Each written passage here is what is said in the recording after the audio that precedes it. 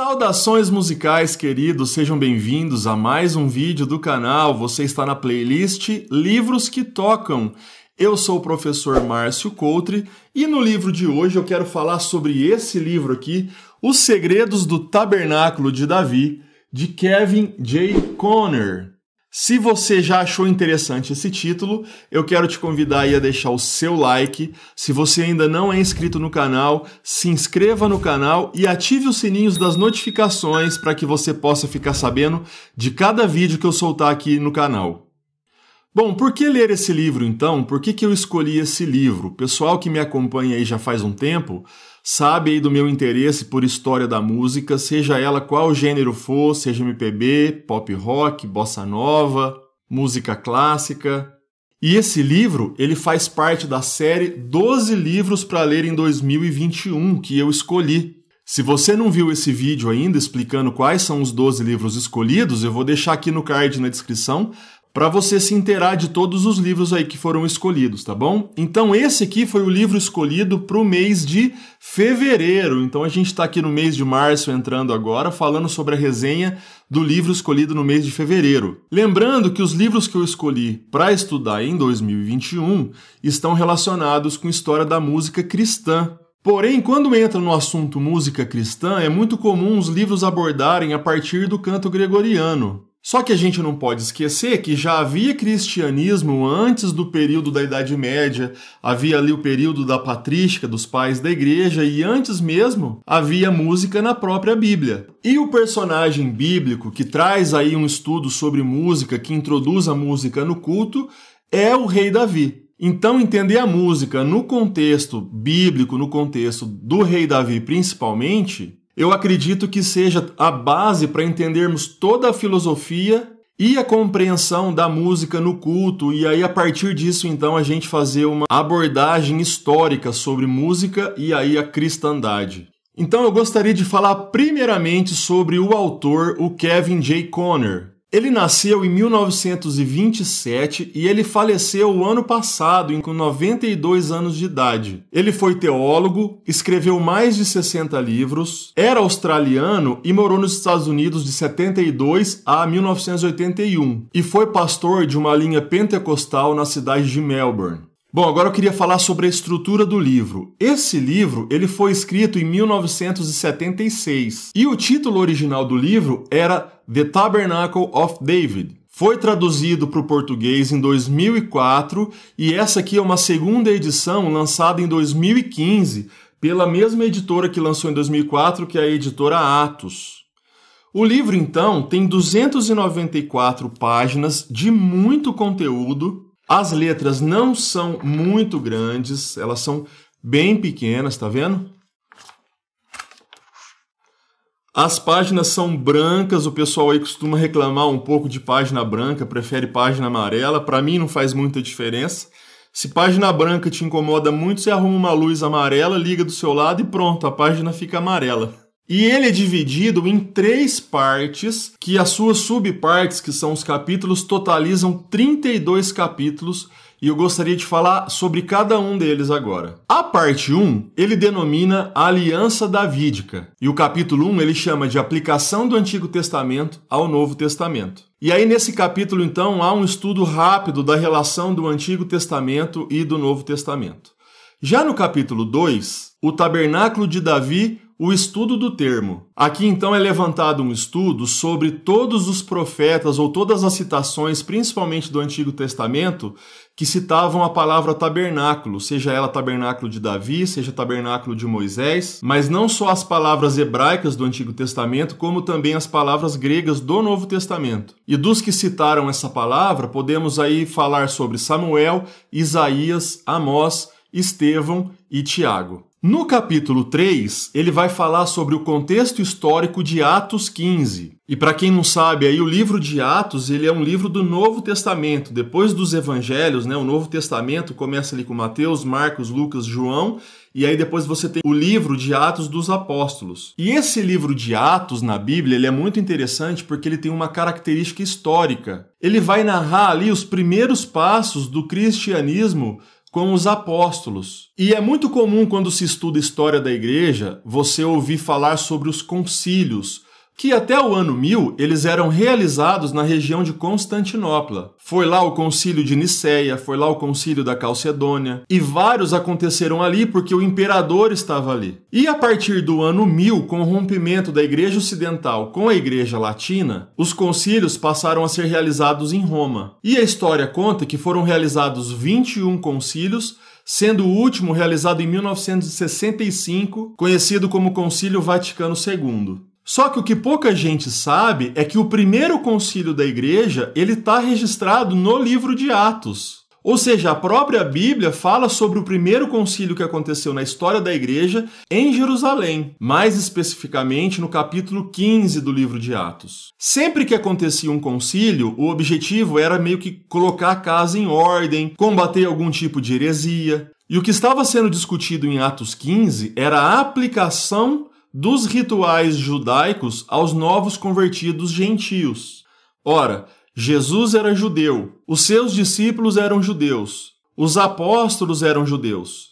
E segundo os costumes judaicos, todo aquele povo que não eram os judeus era considerado os gentios. E os judeus, por questões cerimoniais, não consideravam os gentios como pessoas impuros.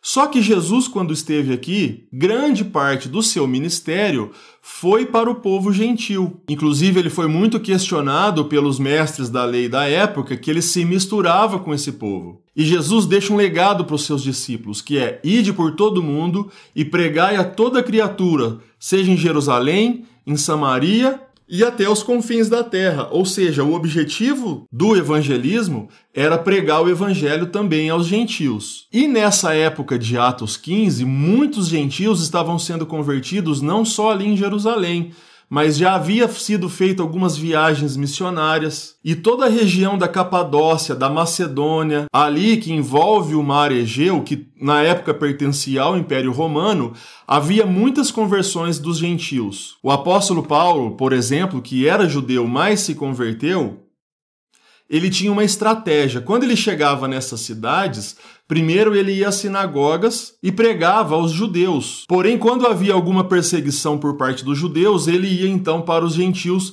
e muitos se convertiam. Só que é importante lembrar que cada cidade dessa região tinha sua cultura própria. Então, o pano de fundo que havia ali no Concílio de Jerusalém era para saber o que fazia com esses gentios que se convertiam, se eles deveriam ou não passar pelos rituais judaicos.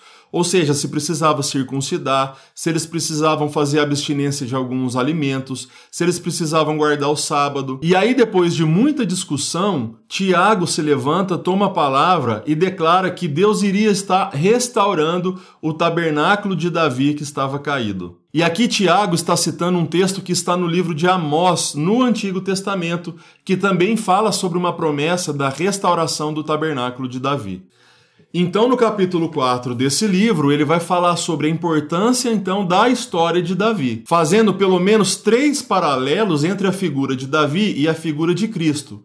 Primeiro, eles foram rejeitados. Segundo, eles foram exaltados. E terceiro, eles edificaram um tabernáculo. No caso de Cristo, a igreja. Já no 5º capítulo, ele vai intitular as 3 unções de Davi, falando então das 3 vezes em que Davi foi ungido. Primeiro, quando ele era ainda pastor e cuidava das ovelhas do seu pai. Segundo, como rei de Judá. E terceiro, como rei de todo Israel. No capítulo 6, ele intitula Aliança Davídica, fazendo uma reflexão então das vezes que Deus fez aliança com seu povo, desde Adão, Noé, Abraão, Moisés, e aí falando sobre a aliança que ele fez com Davi, como que isso também vai apontar para Cristo. E agora a gente já tem a parte 2, a partir do 7º capítulo. O capítulo 7, ele faz um questionamento. Os 2 tabernáculos de Davi?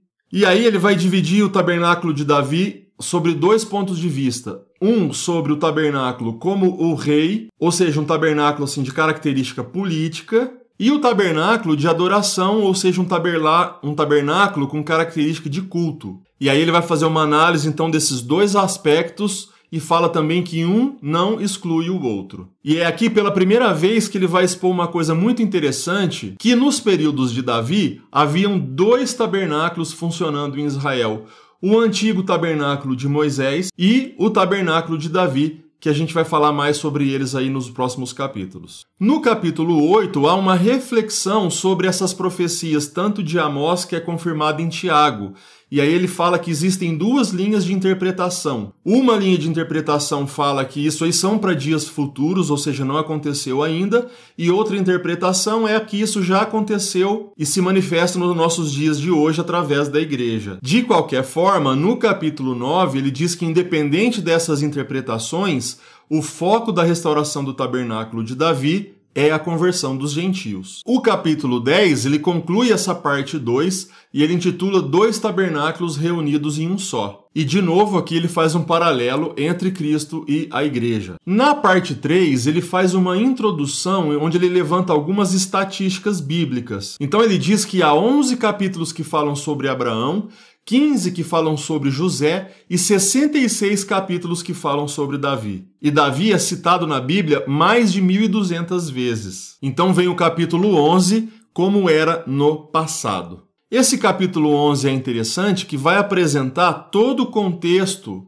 do Antigo Testamento, aonde foi feita a profecia de Amós. Então quem que era o rei na época, como é que era a situação dos israelitas naquela época, de quem que Amós era contemporâneo. Então ele traz mais ou menos aí o contexto histórico do tempo de Amós. O capítulo 12, chamado Tabernáculo de Moisés, do Sinai a Siló, ele vai fazer um levantamento do primeiro tabernáculo que foi feito em Israel, ainda quando Moisés estava com o povo no deserto. Então Deus aparece para Moisés, manda que ele construísse um tabernáculo, e esse tabernáculo ele era móvel. E aí eles chegam na beirada da terra prometida, Moisés morre, Josué assume a liderança do povo, e a Arca da Aliança, que era um item do tabernáculo de Moisés, tem uma participação muito importante a partir da história por aí.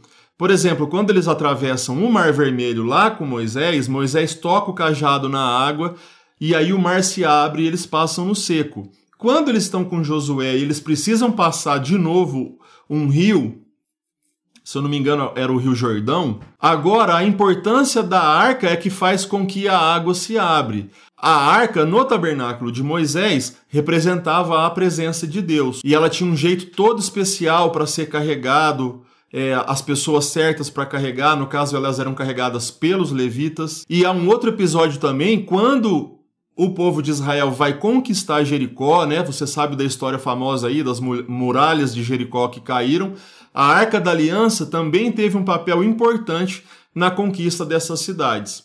Mas quando Josué então chega com o povo na terra de Canaã, ele deposita a arca na cidade de Siló. Então é em Siló que é montado o tabernáculo de Moisés, e esse tabernáculo com a arca dentro vai ficar em Siló por aproximadamente 369 anos. No capítulo 13, ele vai falar mais especificamente desse item do tabernáculo, que é a Arca da Aliança. Então todos esses detalhes que eu falei, de como ela era feita, como ela era carregada, é nesse capítulo 13 então que ele vai falar. No capítulo 14, ele vai falar um pouco dessa época em que a arca esteve em Siló. E estando a arca em Siló, vai chegar os dias de um sacerdote chamado Eli. E na época de Eli, a espiritualidade do povo de Israel estava meio em baixa.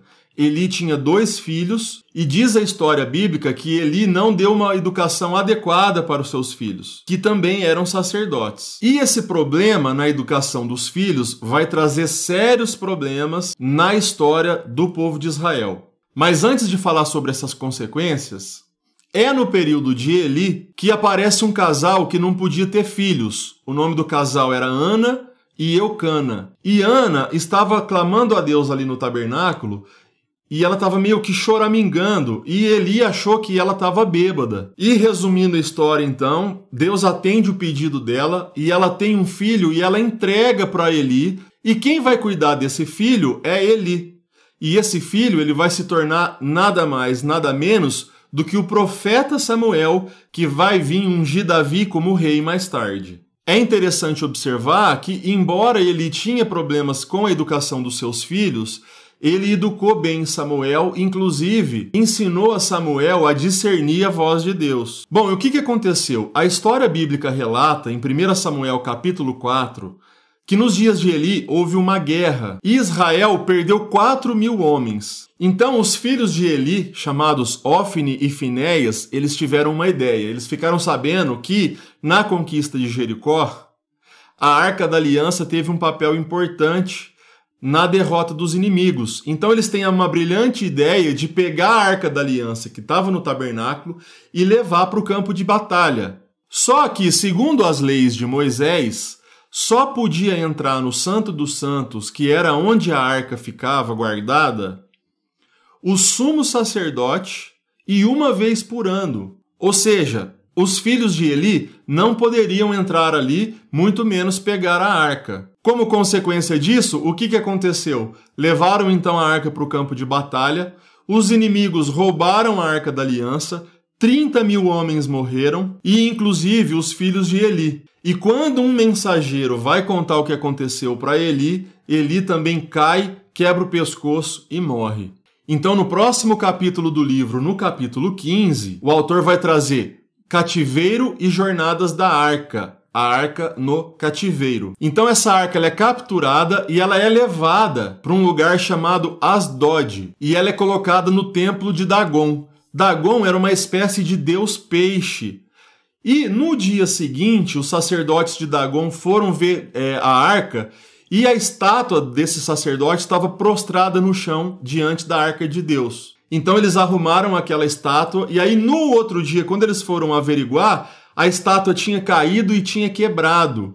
E diz a história bíblica que houve muita doença e muitas mortes naquele povo enquanto a arca esteve lá. Então, assim, resumindo a história, eles deram um jeito de devolver essa arca. Então eles fizeram uma carroça nova, colocaram essa arca, colocaram algumas vacas para puxar essa carroça e milagrosamente essa carroça voltou então para o povo de Israel. Então é apresentado aqui no capítulo 15 toda essa peregrinação da arca. Então ela passa por Ecrom, Bet-Semes, Kiriat Jeraim, Gibeá, até chegar na casa de Obed-Edom. E é interessante que ele mostra tudo isso através de um mapa. Deixa eu mostrar aqui para vocês, ó. A jornada da Arca da Aliança, olha que legal.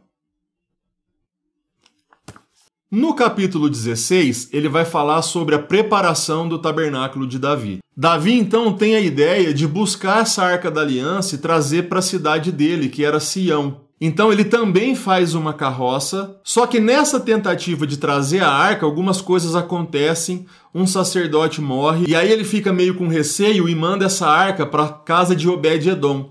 Só que diz também o relato bíblico que Deus começa a abençoar a vida de Obed-Edom. Então Davi consulta lá os anciãos e descobre qual que era a maneira correta de trazer a Arca da Aliança sem que nenhuma consequência acontecesse. E aí então ele traz a uma grande festa, essa é uma passagem muito famosa, onde Davi dança, Mical, que era sua esposa, filha do falecido rei Saul, condena a atitude de Davi e por causa disso ela fica estéril. Lembrando que o rei Saul, quando estava perseguindo o rei Davi, e ele fica sabendo que os sacerdotes tinham abrigado Davi, o que ele faz? Ele mata todos os sacerdotes. Ou seja, Saul não tinha muito cuidado com as coisas de Deus. Então Mical dá para concluir que ela também não tinha, porque ela cresceu nesse contexto aí. E no capítulo 17, então, que é denominado A Arca é levada para o tabernáculo de Davi, o dia da dedicação. E aqui ele apresenta um estudo curioso, que a palavra Obed-Edom, a palavra Edom, ela vem de Esaú. E Esaú significa que é alguém que está fora da promessa. Ou seja, Deus estava abençoando Obed-Edom, ou seja, Deus estava abençoando alguém que era fora da promessa. Logo, a gente já vê aí a tipificação de Deus abençoando os gentios, ou seja, aquele objetivo da arca que é levar com que os gentios, ou seja, aqueles que estão fora da promessa, sejam atraídos aí para a promessa. Então ele faz esse levantamento nesse capítulo 17. E ainda no capítulo 17, ele vai fazer outros estudos também sobre o tabernáculo de Moisés, o tabernáculo de Davi e o futuro templo de Salomão também. Ele faz um comparativo aí, alguns aspectos sobre os três. No capítulo 18, que eu achei um dos capítulos mais interessantes, ele vai abordar então 2 tabernáculos, de Moisés e de Davi. Esse é o nome do capítulo 18, 2 tabernáculos. O que pouca gente sabe é que nos dias de Davi havia 2 tabernáculos em funcionamento. o tabernáculo de Moisés, só que o tabernáculo de Moisés estava sem a arca. Por quê? Porque a arca estava no tabernáculo de Davi. E é nesse capítulo 18, então, que ele vai fazer um estudo bíblico que vai dar toda a base que justifica ter nas igrejas hoje, ou ter nos cultos hoje, a presença da música. Por isso esse capítulo 18 é um dos capítulos que eu mais gostei desse livro, é muito interessante. O tabernáculo de Moisés se encontrava em Gibeão, enquanto o tabernáculo de Davi se encontrava em Sião. Então Davi estabelece Sião como seu tabernáculo. Então no capítulo 19, que é intitulado Percorram Sião, ele vai fazer um levantamento sobre o significado de Sião. Então ele vai falar qual que é a importância de Sião, o que Sião tem a ver com a igreja de hoje, e aí ele vai levantar 30 itens sobre a representação de Sião e todas elas com referências bíblicas. Então ele vai concluir esse capítulo falando que Sião ele é mais do que uma localização geográfica, mas ela tem significados espirituais, proféticos e até mesmo escatológicos, então vale a pena a pesquisa aí. No capítulo 20, de acordo com a ordem de Davi, o tabernáculo de Davi é levantado e há uma nova ordem de culto que é estabelecido então por Davi. E é nesse período então que vai vir uma enxurrada de produção de música, de produção de salmos. Haja visto que o livro de Salmos é o maior livro da Bíblia com 150 capítulos.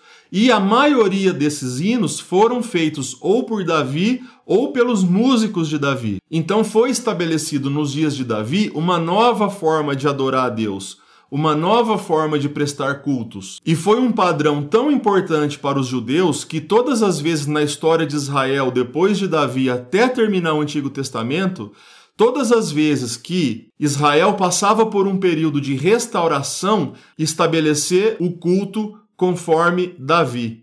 Isso já aconteceu com Salomão, com Josafá, com Ezequias e com o reino de Judá após o cativeiro. E é nesse contexto, então, que entra o nosso famoso texto de Amós, profetizando a restauração do tabernáculo de Davi, que estava caído, que Tiago também vai falar lá em Atos capítulo 15. E para encerrar o capítulo 20, ele dá o que eu chamo aí de primeiro tiro no pé, porque ele vai querer fazer uma aplicação aí de 1,5 páginas sobre toda a história da música ocidental. O que não dá para fazer em 1,5 páginas, deixando uma coisa muito superficial. E ele entra então no capítulo 21, que é chamado Ordem de Culto Divina. E esse capítulo é bem legal também porque ele vai entrar nos pormenores do culto davídico. Então ele vai falar dos cantores e os cânticos, a música instrumental, os levitas diante da arca. Ele vai discorrer sobre vários aspectos do ministério, como ações de graça, louvor, salmos, regozijo, aplauso, dança, erguer as mãos, adoração, buscar o Senhor, sacrifícios espirituais e o amém. Então ele entra bastante nessa questão do culto davídico mais especificamente. No capítulo 22, ele vai intitular aí uma breve história da música. E aqui, para mim, ele deu o segundo tiro no pé. Porque ele vai querer abordar a história da música desde o período celestial. E aí ele vai falar sobre a harmonia do universo, abrindo aspas para ele, que o universo é um grande concerto harmonioso que não se ouve dissonância. Então, assim, é poeticamente bonito, mas eu acho que foge um pouco da proposta do livro. Mas ele faz um panorama interessante que nos povos antigos havia música, ou seja, aquelas pessoas que estavam em volta dos hebreus, que não eram os hebreus, havia música naquelas culturas. Então ele vai falar dos assírios, dos cananeus, só que aí também ele vai falar dos japoneses, dos indianos, dos africanos, dos sumérios e dos gregos. Tá? Então, de qualquer forma, é interessante, porque ele vai falar que todas essas culturas existiam aí a sua música própria. E aí, então, ele entra na história dos hebreus, falando que no contexto do Antigo Testamento também tinha música. Não só no Antigo Testamento, quanto no Novo Testamento também. Depois ele vai querer abordar a música na história da Igreja Ocidental, e aí eu acho que ele dá um outro tiro no pé. Embora ele faz um levantamento muito interessante de alguns pensadores do período patrístico, ou seja, aquele período antes da Idade Média, antes de Gregório, né, antes do canto gregoriano, quando ele vai falar desse período da Idade Média, ele comete um equívoco histórico que eu queria ler com vocês. Abre aspas. A música secular se desenvolveu, mas a música da igreja permaneceu estagnada devido às denúncias papais de secularização da música. Isso paralisou o esforço criativo dentro da igreja. Ora, isso para mim é de uma desonestidade histórica gigantesca. Por quê? Porque é nesse período dentro da igreja que se desenvolve toda a teoria musical que nós temos hoje. Não é porque se aboliu os instrumentos que se cantava canto gregoriano que não havia assim uma criatividade, porque logo depois do canto gregoriano vai nascer o que? A polifonia. O próprio nome das notas musicais que se tem hoje foi criado por Guido d'Arezzo, que era um monge, ou seja, muito do que nós temos de teoria musical hoje foi sistematizada nesse período dentro da igreja. E aí então ele continuando esse panorama histórico, ele vai falar sobre a importância da música na Reforma, a diferença da música em Lutero e em Calvino, depois na música pós-Reforma, em John Wesley e Charles Wesley, por exemplo. Bom, chegamos então ao capítulo 23, denominado A Ordem dos Cantores e Músicos. E aqui então ele retoma as rédeas da proposta feita pelo livro, e aí ele vai falar então da reorganização desse ministério de música. Quem eram, quantos eram, os seus turnos, que totalizava 24 horas. E olha só que interessante, isso não está no livro, mas enquanto no tabernáculo de Moisés havia um incenso queimando durante 24 horas, no tabernáculo de Davi havia música tocando durante o período de 24 horas, ou seja, os músicos eles revezavam o seu turno e a música não parava no tabernáculo de Davi. E é nesse capítulo 23 que ele dá a maior acertada, digamos assim, o tiro no alvo do livro, que é quando ele fala sobre um texto chamado Os Cantores Músicos recebiam a sua porção. Pessoal, os músicos não trabalhavam de graça no tabernáculo de Davi, tá? Fica a dica aí. Pagar músicos pelo trabalho na igreja é bíblico, tá? Digno é o trabalhador do seu salário. Chegamos então no capítulo 24, intitulado Títulos e Epígrafes dos Salmos. Aqui é interessante que ele vai fazer um levantamento da importância do livro dos Salmos, tanto para o Antigo Testamento quanto para o Novo Testamento. Ou seja, como ele era usado na igreja primitiva. Depois ele vai fazer uma divisão entre esses salmos, entre instruções ao mestre de música, nome do autor, contexto histórico, estilo de poesia e a indicação de instrumentos para acompanhar determinado salmo ou não. Por fim, ele vai fazer um estudo sobre aquelas palavras que é encontrada no começo dos salmos, como alamote, gitite, em oitava, o termo selá, enfim, são 18 epígrafes que ele vai analisar uma por uma. No capítulo 25, ele vai falar sobre os instrumentos musicais nos tempos bíblicos. E aí ele vai fazer um levantamento, tanto no hebraico quanto no grego, sobre as palavras originais que foram traduzidas como harpa,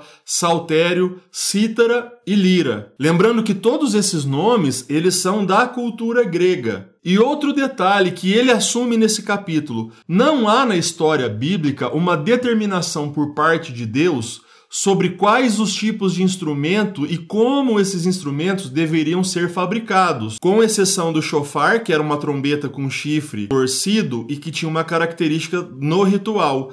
Porém, todos os instrumentos que são encontrados no contexto bíblico, eles são instrumentos de origem pagãs. E isso ele fala no livro. Então você tem instrumentos de origem assíria, instrumentos de origem babilônica e, no caso de Miriam, por exemplo, instrumentos de origem egípcia. Ou seja, instrumentos que eram usados tanto em festas pagãs como em rituais pagãos.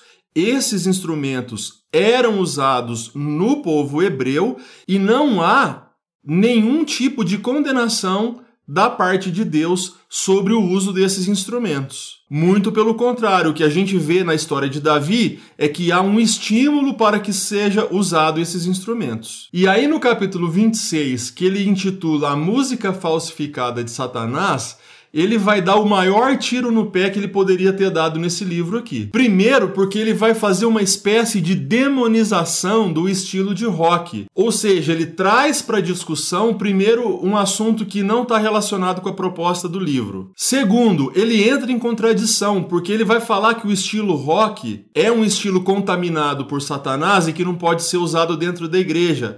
Só que no capítulo anterior, ele fala as mesmas coisas dos instrumentos de origem pagãs que eram usados nos cultos e Deus nunca condenou. Por que Deus condenaria o rock agora? Então eu poderia refutar cada parágrafo desse capítulo 26 aqui, talvez eu faça num outro vídeo, se você tiver interesse. Por favor, deixe nos comentários aí, que eu posso estar fazendo isso aí para vocês depois, tá? Ó, eu confesso que quando eu li o título desse capítulo, eu já imaginaria que ele ia falar coisas desse tipo. Só que mesmo assim, eu propus a fazer uma leitura com mente aberta, entendendo o contexto no qual ele foi escrito. A gente já viu que esse livro foi escrito em 1976, o rock ele era socialmente aí uma novidade, e eu não nego que culturalmente, naquela época, ele veio associado aí com todo esse pacote de sexo, drogas e rock and roll, enquanto os costumes da igreja ainda eram muito conservadores. Mas é importante que eu faça essa ressalva para as pessoas não lerem esse livro aqui e achar que o que ele fala é aplicado nos dias de hoje. E está muito mais relacionado com o gosto pessoal do autor do que com um estudo bíblico propriamente dito. Então nós precisamos ter cuidado, tá bom? Só abrindo um parênteses e lembrando que estilo musical não é obra da carne. E eu não estou falando isso como um juízo de valor no sentido de gosto ou não gosto. Existe rock bom e existe rock ruim. Existem músicas boas, existem músicas ruins em qualquer estilo. Só que, por exemplo, Carmina Burana é uma música clássica que tem uma temática profana. E eu não vejo capítulos falando que a música erudita é música do diabo. Ou seja, o ser humano ele não precisa do rock para ser um pecador. Ele não precisa do rock para ter a sua imoralidade aguçada. Ele não precisa do rock para ser viciado em drogas, para adulterar, para roubar, para matar. E isso tudo faz parte da natureza humana, independente do estilo musical. Ok? Quando eu bati o olho no capítulo 27 também eu já vi que ele ia estar andando aí em terreno perigoso. E o capítulo diz a avaliação do poder da música. E aqui ele, cansado de dar tiro no pé, ele mirou para a cabeça e deu um tiro na cabeça. E aí ele escorrega a ponto de dizer coisas assim, abre aspas. Quando o diabo caiu, Deus não tirou dele a sua capacidade musical. E aí ele vai citar os textos clássicos de Isaías e Ezequiel, lembrando que não há uma unanimidade em interpretação desses dois textos, porque eles estão falando de reis terrenos, e eles podem ser atribuídos ao diabo ou não. E ele, claro, não vai levar isso em consideração. E aí ele vai trazer aquela discussão lá atrás, que no universo não existe dissonância. E aí ele faz um paralelo do pecado com a dissonância. E aí eu te pergunto, o que tem de dissonante no rock? Outra declaração que ele dá aqui, ele diz o seguinte, abre aspas, que a música tribal é repetitiva e monótona. Meu Deus, quanta riqueza de polirritmia não existe na música tribal. A própria história do jazz está aí para nos contar isso. A própria história do samba, da música brasileira. Então, para mim, isso mostra uma postura um tanto quanto preconceituosa e perigosa do meu ponto de vista. Não sei o que você acha disso. Por favor, fique à vontade aí nos comentários que a gente pode levar essa discussão mais pra frente, tá bom? Então, resumindo esses dois capítulos, pra mim, no capítulo 26 ele morde a língua e no capítulo 27 ele morre aí com o próprio veneno. No capítulo 28, então, ele volta a fazer um comparativo entre o tabernáculo de Moisés e o tabernáculo de Davi. E o capítulo 28 ele é intitulado O Tabernáculo no Livro de Hebreus. Então ele vai fazer um estudo do tabernáculo sobre a ótica do livro de Hebreus, que é um livro do Novo Testamento que fala sobre o tabernáculo, né? Na verdade, o livro de Hebreus é aquele que vai falar que tudo que acontece no Antigo Testamento é sombra daquilo que está para acontecer no Novo Testamento. Então, é um capítulo interessante, sim. O capítulo 29 também é um capítulo muito interessante, que ele vai falar sobre o sacerdócio de Zadok. O que é o sacerdócio de Zadok? Ele vai falar, então, que nos dias de Davi, haviam 2 tabernáculos. E se haviam 2 tabernáculos, haviam 2 sacerdotes. Cada sacerdote era responsável por cuidar de um tabernáculo. No caso de um, era Abiatar, E no caso do outro, era Zadok. Então ele vai fazer um estudo histórico sobre esses dois sacerdotes que eram fiéis a Davi desde os dias da perseguição de Saul a Davi. Esses dois sacerdotes estavam presentes com Davi. Esses dois sacerdotes estavam presentes quando a arca foi trazida para Sião. Só que aí ele vai falar que Abiatar, no finzinho da vida lá, ele pisa na bola. Ou seja, quando o filho de Davi, chamado Adonias, quer usurpar o trono, ele fica do lado de Adonias.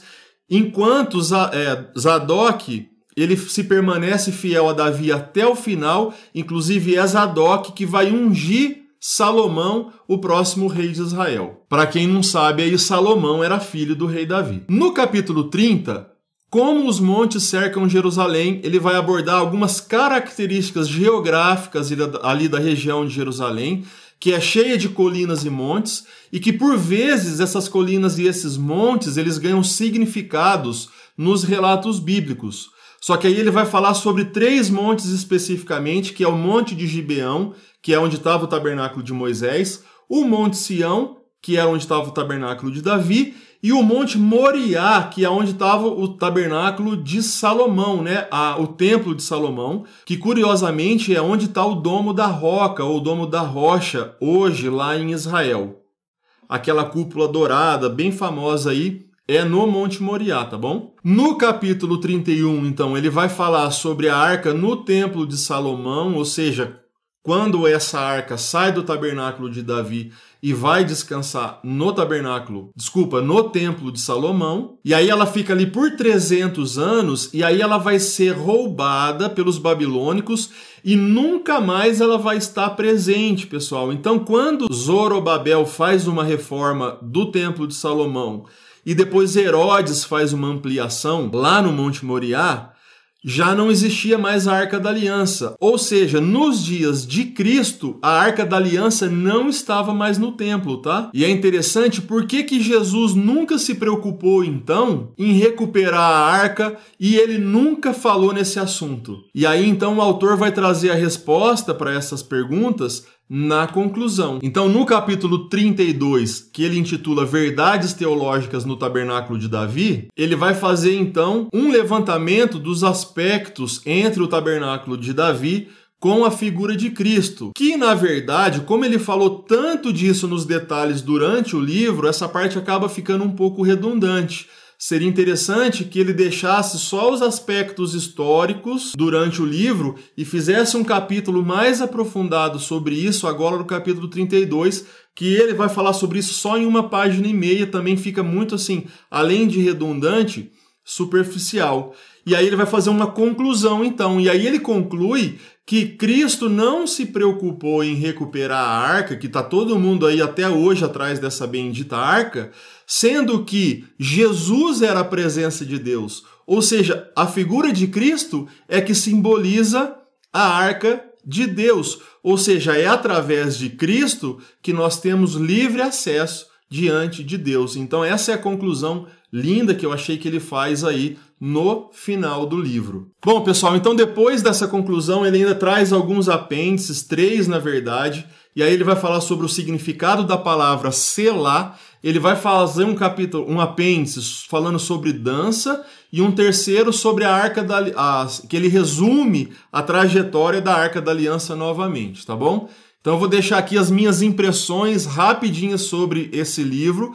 Eu não sei se você percebeu, mas eu nunca tive uma relação assim de amor e ódio com um livro só. E aí eu vou falar dos pontos fortes e dos pontos fracos e você já vai entender, tá? Então assim, pontos fortes, os capítulos são curtos. Isso para mim sempre é um ponto forte de um livro. E aí, enquanto essas propostas de estudo bíblico, ele é muito assertivo e muito eficiente. Esse lance de sistematizar a história da Arca da Aliança, porque ela está toda diluída nos textos bíblicos, e aí ele sistematiza ela desde quando Moisés fez a arca até quando ela vai sumir ali os 300 anos depois do reinado de Salomão. Ele traz esse estudo só da arca. Isso é muito fantástico. Esse lance também dos detalhes dos músicos em Davi, da música no tabernáculo de Davi, isso também é muito assertivo da parte dele. Agora, quanto aos pontos fracos, a primeira que eu queria falar é da diagramação do livro. né? Além da letra ser um pouco pequena, existe uma margem muito grande aqui do lado de fora e do lado de dentro ela tá meio fora, tá vendo? Tem que abrir demais o livro para ficar lendo. Isso podia ser um pouquinho melhor distribuído. Outro ponto fraco é que tem muita citação bíblica. Ah, Márcio, mas citação bíblica não é bom? Sim, é bom, mas eu estou querendo dizer que, por exemplo, ele faz uma frase, por exemplo, ele fala assim, consultar os textos bíblicos e enche de texto bíblico. Seria muito interessante que ele pegasse alguns desses textos bíblicos e discorresse eles no livro, para não ter que ficar toda vez que aparece um estudo novo, você ficar dependente de você ter que consultar aqueles textos na Bíblia. Outro ponto fraco do livro é, claro, então, quando ele traz esses aspectos culturais e pessoais da vida dele, né? É muito claro aqui que ele não gosta de rock e aí ele tenta justificar de todas as maneiras e tenta demonizar esse estilo e ele é muito infeliz nos argumentos dele. Só que no final eu entendi, ele traz uma referência bibliográfica e quando você vai ver as referências bibliográficas relacionado à música, você vai perceber, primeiro, ele traz um tal de Bob Larson, que se você pesquisar no YouTube aí, você vai ver que é um exorcista neopentecostal e o cara escreveu mais de 5 livros sobre música, ou seja, ele não traz pessoas especializadas no assunto de música. Então, outra coisa aí que justifica um monte de baboseira que ele vai falar em relação à parte musical especificamente. Então, pessoal, o livro traz muito conteúdo bom, mas também é que ele poderia ser melhor organizado, deixando de ser redundante algumas vezes. Ele faz alguns estudos, depois lá na frente ele retoma aqueles estudos de novo, isso poderia ser melhor sistematizado. E com certeza eu vou voltar nesse livro de novo para aprofundar aí essas partes que eu achei interessante. Aonde adquirir esses livros então? Pessoal, eu vou deixar na descrição um link que você pode estar adquirindo esse livro aqui pela Amazon, tá bom? Na descrição também eu vou deixar um link para todas as minhas redes sociais. Me segue lá no Instagram, você vai ficar sabendo de todos os detalhes dos bastidores, dos vídeos. Você pode também participar aí do meu grupo do WhatsApp ou do grupo do Telegram, que tá lá nesse link também. Esse canal ainda não é monetizado, então você pode fazer doações também, que tem os detalhes aí na descrição do vídeo, tá bom? E se você quiser me mandar algum material para eu fazer um unboxing ou para eu ler e estar fazendo resenha aqui, também eu vou deixar o endereço na descrição do vídeo que você pode estar mandando para mim, tá bom? Pessoal, esse foi então a análise aí, o review do livro Os Segredos do Tabernáculo de Davi. Deu muito trabalho fazer esse vídeo, então deixa aí o seu joinha, o seu like. Se você não é inscrito no canal, se inscreve no canal e ativa o sininho das notificações para você ficar sabendo de novos vídeos aí. Compartilhe esse vídeo com seus amigos aí que você acha que vai se interessar por esse assunto e eu vejo você num próximo vídeo. Deus te abençoe e tchau!